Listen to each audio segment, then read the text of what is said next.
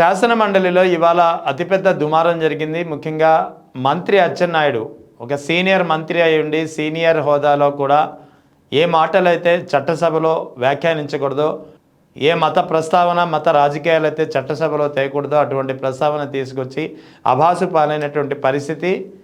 YSR Congress party సభ్యులు ఒక్కసారిగా దీనిపై రాద్ధాంతం చేసి ఆందోళన చేయడంతో ఇక చేసేది లేక క్షమాపణలు చెప్పిన పరిస్థితి. ఇక్కడ క్షమాపణలు చెప్పారా లేదా అనే కంటే ముఖ్యంగా మండలిలో చట్టసభలో ఒక సీనియర్ మంత్రి అయి ఉండి మత ప్రస్తావన తీసుకురావడం, అది కూడా మండలి చైర్మన్ను పట్టుకొని మీరు క్రిస్టియన్ అని అనడం, తర్వాత నేను క్రిస్టియన్ కాదు హిందువునని ఆయన చెప్పడంతో ఓకే మీరు క్రిస్టియన్ కాదు క్రిస్టియన్ అనుకున్నాను హిందువు అని ఇప్పుడు తెలిసిందని చెప్పడం. అంటే ఇక్కడ క్రిస్టియానిటీకి చట్టసభలో అనుమతి లేదా అనే విధంగా ఇక్కడ ప్రశ్నలు వినిపిస్తున్నాయి.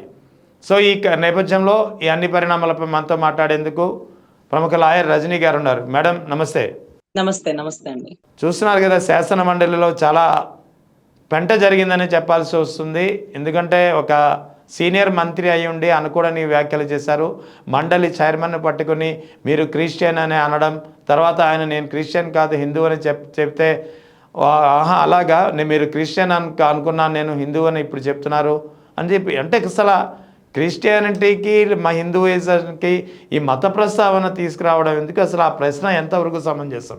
అదే అర్థం కాని ఆశ్చర్యకరమైన విషయం ఏంటంటే ఇదే ప్రశ్నోత్తరం ఉత్తరప్రదేశ్ లో లేవనెత్తితే యోగి ఆదిత్యనాథ్ గారు హైందవుడు అని అక్కడ ఎవరన్నా ప్రశ్నించి ఉంటే అది అసలు ఎంత అమానుష్యం అండి. మతాల ప్రస్తావన శాసన మండలిలో కానీ శాసన సభలో కానీ ప్రజావేదికల్లో కానీ ఎందుకు వస్తుంది? సో ఒకవేళ అతను క్రిస్టియన్ అయితే మీరు క్రిస్టియనా కాదా అంటూ అసలు అక్కడ ఎవరైతే స్పీకర్ ఉన్నారో అతను సమాధానం చెప్పక్కర్లేదండి. మీరు క్రిస్టియన్ అవడం అనగానే గెట్ అవుట్ అని అనుండాల్సింది. ఎందుకంటే నేను ఏ మతం అయితే నీకెందుకు, నా ధర్మం ఏంటి? ఇక్కడ చైర్మన్ హోదాలో ఉన్నా అతను అయితే అయి ఉండొచ్చు ఒక మంత్రి హోదా, కానీ అక్కడ ఆయన గురువు ఈయన శిష్యులు అంతే. శిష్యులు గురువుని ప్రశ్నించచ్చా అనే పరిస్థితుల్లో ఈ రోజు గురుతర బాధ్యతని పక్కన పడేసి ఆయన ఈ రోజు అతను అసలు ఏ స్థాయికి వెళ్ళిపోయిందంటే, అవును సార్ ఆవు చేలో మేస్తే దూడ గట్టున మేస్తుందా? సో ఈ పదజాలం ఎలా ఉందంటే సార్, నిన్న మొన్న వాళ్ళ అధినాయకుడు ఎవరైతే ఉన్నారో ఆయన ఏదైతే బైబిల్ పట్టుకునే దాన్ని విషయ సమాచారాన్ని అసెంబ్లీ సాక్షిగా చూపిస్తే వారి మనసులో కూడా అదే ఇంజెక్ట్ అయిపోతుంది. ఓకే బైబిల్ పట్టుకునింది అదే మైండ్ లో ఇంజెక్ట్ అయిపోయింది. ఈ రోజు బైబిల్ పట్టుకున్నావిడ క్రిస్టియన్, భూమన కరుణాకర్ రెడ్డి గారి కూతుర్ని క్రిస్టియన్ కి ఇచ్చి పెళ్లి చేసినారంట. సో ఇదంతా ఎలా అయిపోయిందంటే ఎక్కడ ఏ ప్రస్తావన ఉండకూడదు అక్కడ ఆ ప్రస్తావననే తీసుకొస్తున్నారు. ఈ రోజు మళ్ళీ క్షమాపణ చెప్తాను అని అన్నాడంటే అతని మాట్లాడింది తప్పని అతనికి తెలుసు కదా. ఇమ్మీడియట్ గా వాళ్ళ సభలో అందరూ వెళ్ళిపోయి అరే నువ్వు అట్టెట్లా మాట్లాడతావు, నువ్వు పోయి స్పీకర్ ని క్రిస్టియనా అని అడుగుతావు, మీరు క్రిస్టియను, మీ మాజీ ముఖ్యమంత్రి క్రిస్టియను, అరే మాజీ ముఖ్యమంత్రి క్రిస్టియను అయితే ఎక్కడ ఏ అపచారం జరిగింది? ఆయన క్రిస్టియన్ అయినా కొండెక్కేవారు, పట్టు వస్త్రాలు ఇచ్చేవారు, వెంకటపాలలో వెంకటేశ్వర గుడి కట్టారు, వైజాగ్ లో వెంకటేశ్వర గుడి కట్టారు, అమెరికాలో వెంకటేశ్వర గుడి కట్టారు. మత ప్రచారం అంటే మీరు అంటున్నట్టుగా అన్య మతస్థుడు క్రిస్టియన్ అయినప్పటికీ 5 భాషలలో భగవద్గీతను ప్రచురింపేలాగా చేసినారు వైవి సుబ్బారెడ్డి గారి ద్వారా.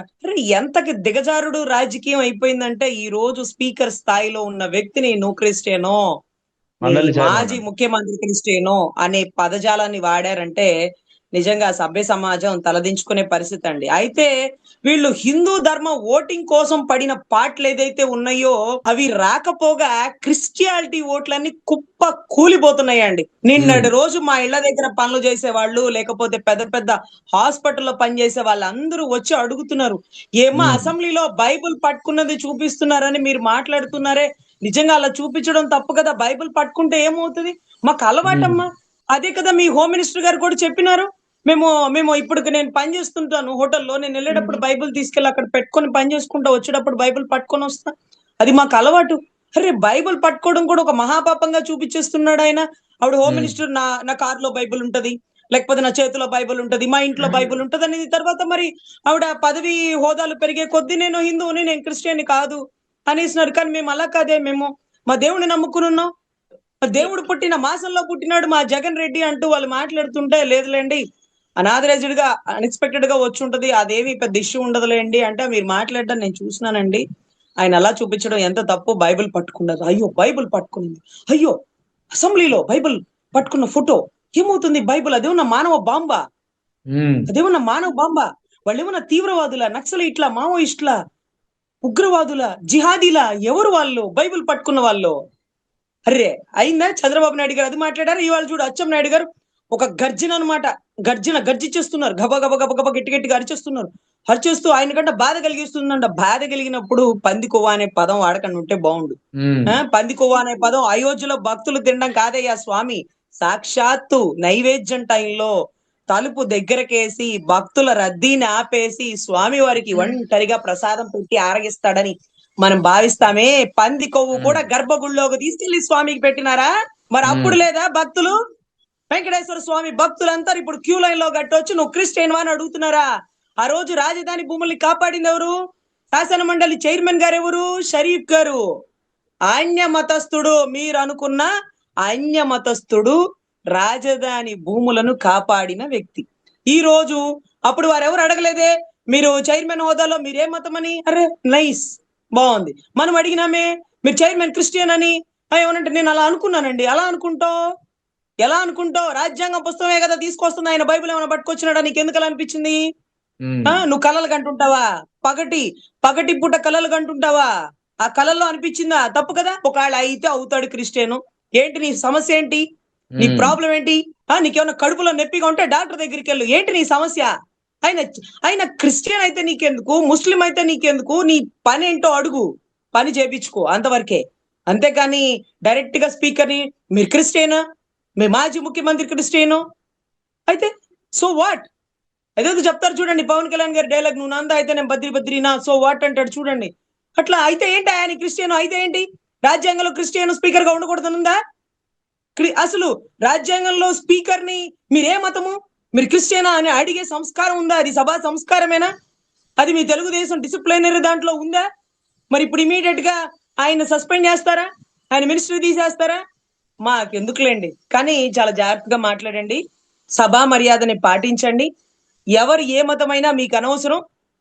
మీరు ప్రజాహితం కోసం వచ్చినారు, దాని గురించి మాట్లాడండి. అంతేగాని మతాల ప్రస్తావన ఉండకూడదు. మతాలకు అతీతంగా, కులాలకు అతీతంగా రాజ్యాంగం మీద ప్రమాణం చేసి ఒక రాజ్యాంగబద్ధ పదవిలో ఉన్నటువంటి ప్రజాప్రతినిధుల హోదాలో ఉన్న మీరు శాసన మండలిలో, శాసనసభలో కానీ ప్రజల సమస్యల గురించి ప్రస్తావించాలి. కానీ స్పీకర్ క్రిస్టియనా, మాజీ ముఖ్యమంత్రి క్రిస్టియనా, క్రిస్టియన్ అయితే ఓట్లేరా, క్రిస్టియన్లు ఏమన్నా పాపం వాళ్ళు ఊరి చివరు ఉండాలని ఏమన్నా రాసి పెట్టినారా? మీరేమన్నా క్రిస్టియన్ అంటే ఇలాగే ఉండాలా, క్రిస్టియన్లు లోపలికి రానివరా, అసెంబ్లీలో క్రిస్టియన్లకి రానివరా, ఎంట్రీ లేదా? చెప్పండి. చెప్తే పాపం మీ 164లో కూడా ఉన్నారట పాపం చాలా మంది, వాళ్ళు కూడా బాధపడుతున్నారు. ఇదేంటా స్వామి పొద్దుగూకులు మతాల ప్రస్తావన చేస్తారు, బైబిల్ పట్టుకుంటే తప్పన్నట్టుగా మాట్లాడతారు.